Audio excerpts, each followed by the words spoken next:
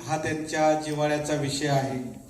स्पर्धा परीक्षेचे जे विद्यार्थी आहेत त्यांच्यासाठी बरंच ते लेखन करतात, अवघड गोष्टी सोप्या करून सांगतात. बीजी शेखर सरांना माझा असा प्रश्न आहे की आपलं जे लिखाण आहे, तुमचं लिखाण ते कशा स्वरूपाचं आहे, म्हणजे त्याच्यातून काय कशावर तुम्ही भाष्य केलेलं आहे? लहानपणी 12वीला असताना ब्लॅक रोज ही कादंबरी लिहिली. आता ती एक प्रेम कथा होती आणि एक ॲग्रिकल्चर झालेला ग्रॅज्युएट झालेला विद्यार्थी अमेरिकेला शिकायला जातो आणि तिथं तो नोबेल पारितोषिक मिळवतो आणि त्याची प्रेयसी भारतामध्ये असते. तिच्यावरती ती प्रेम कथा. नंतरच्या काळामध्ये पोलीस खात्यामध्ये आल्यानंतर अनेक प्रकारच्या घटना आणि प्रसंग समोर आले आणि त्याचे प्रत्यक्ष साक्षीदार आम्ही होतो. अशा ह्याच्यामध्ये ट्रेनिंग करत असताना, प्रशिक्षण घेत असताना तिथं प्रबोधिनी संकेत नावाचं एक प्रशिक्षणावरती आधारित पुस्तक आम्ही लिहिलं होतं. त्याच्यानंतर प्रशासनामध्ये शोध हे माझं डिटेक्टिव्ह स्टोरीमधलं पहिलं पुस्तक. त्यानंतर प्रतिशोध आलं, त्यानंतर सिंगम आलं. अशी ही पुस्तकं डिटेक्टिव्ह स्टोरीजवरती होती. काही प्रशासनामध्ये असे काही प्रसंग होते. आता उदाहरण झालं तर नाशिक जिल्ह्यामध्ये आता शेखर साहेबांनी पण काम केलं आहे. नाशिक जिल्ह्यामध्ये सुरगाणा जे आदिवासी तालुका आहे, त्या आदिवासी तालुक्यामधले एक दिवस सकाळी कंट्रोल रूमचा फोन आला की सर, सुरगाण्याला 2 म्हणजे युवक आणि युवतींनी आत्महत्या केली आणि जवळजवळ 4,500 फुटावरनं म्हणजे उंच शिखरावरनं त्यांनी खाली उड्या मारल्यात. अतिशय विदारक घटना होती. दिंडोरीच्या म्हणजे सुरगाणा आणि दिंडोरीच्या बॉर्डरवरती ते झालं होतं. तिथं आम्ही ज्यावेळेस गेलो आणि ते पाहिलं, त्या दरीमधनं त्या दोघांची प्रेत बाहेर काढली.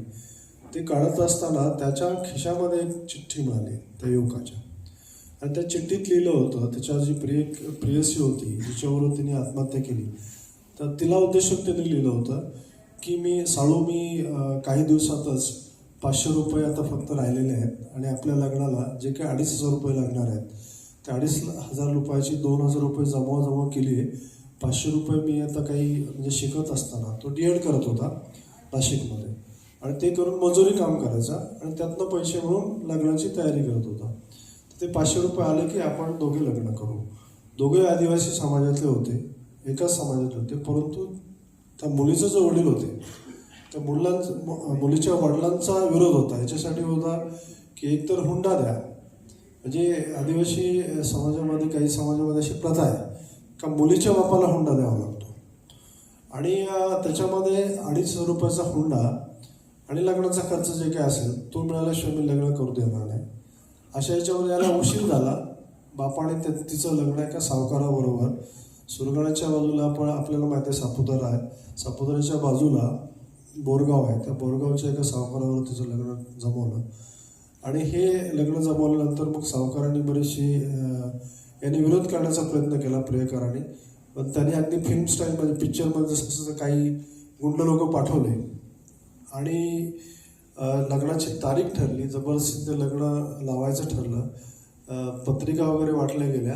लग्नाच्या मंडपामधनं दुसऱ्या दिवशी लग्न होतं आणि आदल्या दिवशी ती साळू आणि हा जो मुलगा होता, तो मुलगा हे दोघे रात्रीच पळून गेले. परंतु सावकाराचे गुंड त्यांच्या मागे लागले आणि मग ते अगदी त्यांच्या जवळ पोचले होते आणि हे वरती शिखरावरती दोघे चढत गेले आणि त्यांनी ठरवलं की आता आपण समाजाला आपल्याला जगू द्यायचं नाही आहे, आपण एकमेकाला असं कवटाळून आत्महत्या करू. आणि त्यांनी तिच्या ओढणीमध्ये दोघांनाही बांधलं आणि वरून उडी टाकली. अतिशय विदारक घटना होती. अशा प्रकारच्या अनेक प्रेमकथा आमच्या याच्यामध्ये म्हणजे पोलीस खात्यात तपास करताना आमच्या समोर आल्या आणि म्हटलं यात कुठंतरी एखादं पुस्तक व्हावं चांगलं की ज्याच्यामध्ये त्याग आहे, निस्सीम प्रेम आहे आणि ह्या खऱ्या प्रेमाची व्याख्या आहे. आजकालचं जे आहे की व्हॉट्सअप प्रेम किंवा फेसबुक प्रेम असा प्रकार त्याच्यात काही नाही आहे. आणि मग त्याच्यावरती मी प्रेमकथेवर पुस्तक लिहिलं, रानजुई.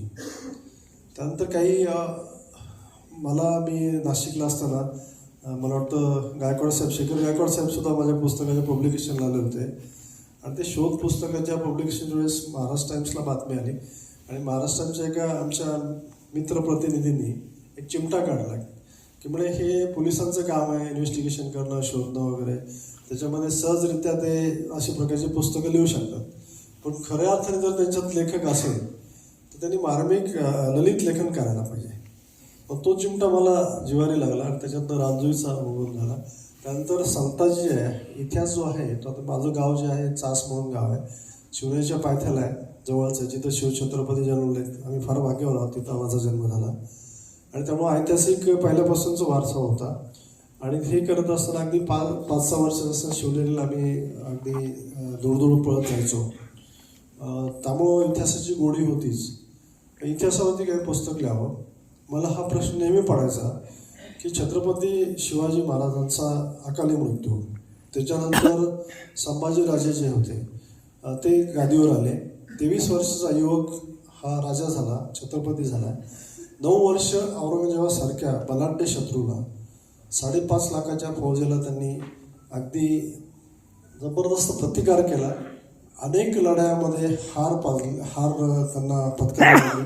आणि असं असताना ज्यावेळेस कपट कारस्थान करून संगमेश्वरला संभाजीराजांना पकडलं, नंतर तिथून त्यांनी बहादूरगड आणि वडूला आणलं, तर वडूला ज्यावेळेस त्यांना 40 दिवस हार करून मारला, त्या मृत्यूचा किंवा त्या हत्येचा बदला कोणी घेतलाय का, हा एक इतिहासामध्ये अनुत्तरित प्रश्न होता. आणि मी क्राईममध्ये PhD केली असल्यामुळं शोध घेणं हा माझा अगदी छंदच झालेला होता. मग यातलं म्हटलं कुठंतरी इतिहास शोधलं पाहिजे की एवढा मोठा राजा छत्रपती मारला जातो आणि त्याच्यानंतरही त्याचा सूड कोणी घेत नाही किंवा प्रतिकार कोण करत नाही, असं काही घडलंय का.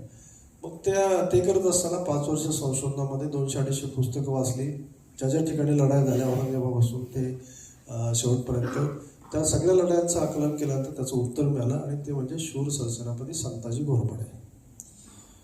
त्यांनी वडूच्या छावणीवरती 3.5 लाखाच्या छावणीवरती आतमध्ये घुसून अगदी औरंगजेबाला शेवटच्या क्षणापर्यंत, तो अगर बायकांच्या मध्ये घोळक्यामध्ये लपला नसता तर त्याच वेळेस तो ठार मारला गेला असता आणि हिंदुस्थानचा इतिहास वेगळा झाला असता.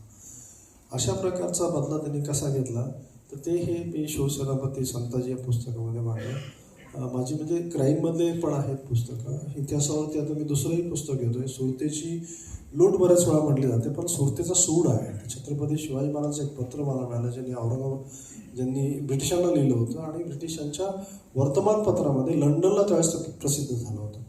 तर त्याचं पुस्तक पुढचं हे करतोय. धन्यवाद.